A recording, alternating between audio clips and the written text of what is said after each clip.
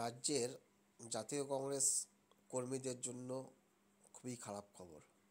India alliance India অ্যালায়েন্সের জাতীয় কংগ্রেসের president Kharge বঙ্গ প্রদেশের কংগ্রেস নেতৃত্ব অধীর রঞ্জন চৌধুরীকে সতর্ক করল।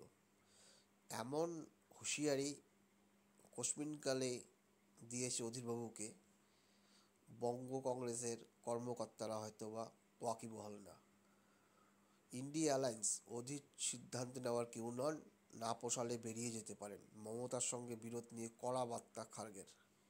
সত্যিই রাজ্যের কংগ্রেস কর্মীদের মনে এই কথার মাধ্যমে আঘাত প্রাপ্ত হয়েছে।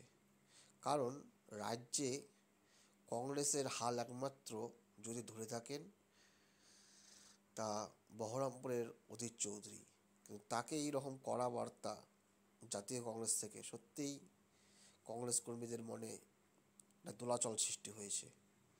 কারণ রাজ্যে তৃণমূলের যে অবস্থান, সেখানে অধীর চৌধুরীর তৃণমূলের বিষাদগার করাটাই স্বাভাবিক, কিন্তু এ নিয়ে জাতীয় নেতৃত্ব কংগ্রেসের অধীর চৌধুরীকে এইভাবে তুলোধনা করবেন, সেটা সত্যিই কংগ্রেস কর্মীদের মনে ভালোভাবে ছাপ কাটেনি।